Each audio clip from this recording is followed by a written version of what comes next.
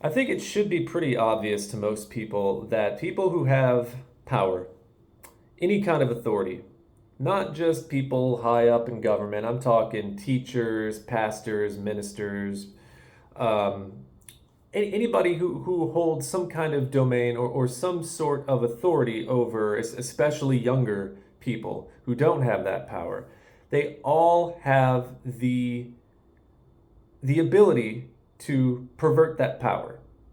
They all have that tendency about them that they could one day take that power and use it for something a little bit gross, a little bit creepy, a little bit criminal. I, it's just what power does. It seeks more power and it seeks to exert the power that they already have in every way they conceivably can over the people who don't have it. When you live in a world where there are thousands of examples of religious bigots, religious creeps, religious perverts of all cloths, but typically Christians and Catholics, fucking kids. You've got so many examples of this in this world, and yet some people choose to use that energy against trans people and say that they're the groomers and they're the ones who are the pedophiles, and with no evidence, with no evidence whatsoever. But here you have a group of people, thousands of cases, and the Catholic Church alone, my God. But do you see these people out there with picket signs saying the Catholic Church or they're grooming kids? Do you see them out there? No, they're not out there. No. They may see it on the news, and they may be angry for like a brief moment, but then they're right back to complaining about how all the gays are turning everybody gay and how trans people are going to make everyone trans, and even worse. I mean, to say something as damning as they're all groomers, and looking at a trans person and indiscriminately calling them a groomer or a pedophile, like that takes a lot of temerity to say something like that. And I think that in a lot of cases, these people who are just calling trans people groomers or pedophiles with, again, zero evidence, zero real tangible evidence, unlike the real tangible evidence against the Catholic Church, against so many Christian ministers, youth group pastors, you name it, all across the board, they probably have some of these tendencies themselves. It's kind of like homophobic people, and you find out 5 to 10 years later that they were just in the closet, and this was their way of expressing their frustration with being in the closet by parroting all of the anti-homosexual rhetoric that they've been hearing for their entire lives.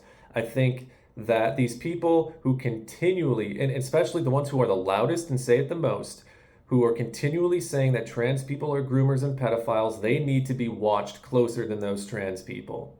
They need to be watched so much closer. They need to be watched with the eyes of a goddamn hawk, because these people are probably themselves pedophiles. These people are probably themselves creeps in some form or capacity. And this is just their way of venting their frustration with how wrong they are, how wrong they know they are, how wrong they know what they're doing is, but they don't want to come out there and say, "Oh, hey, I do, these things." And it's so mind-boggling to me that humans can be this stupid, that humans could be this easily led and this easily manipulated by some person out there. And it probably all started with some guy who touches kids. It probably all started with some guy who has a lot of guilt about things he's done to children in the past, and he's funneling that guilt, and he found a scapegoat, as humans do. There's always a scapegoat. Usually it's the wrong one. Like with capitalism, the scapegoat is billionaires, but nobody blames the billionaires. They blame the poor people. In this case, I think the scapegoat is pedophilia, but the pedophilia is not coming from the trans community. It's coming from these goobers who are screaming about the trans community. And I think that they need to be watched a hell of a lot closer than we are. I think they need to be watched with more. They need to be watched through a lens that's more than just, haha, listen to these bigoted assholes. No. These people probably got some pretty dirty, gross skeletons in their closet, and this is their way of letting us know without letting us know. But until you find some evidence, if you're not one of these people, if you've never done anything weird with a kid in your life, anything like that, fine. Find another scapegoat, Maybe maybe the youth group pastor in your own community, for example, maybe some of the teachers at the school in your local community, how about, any authority figure?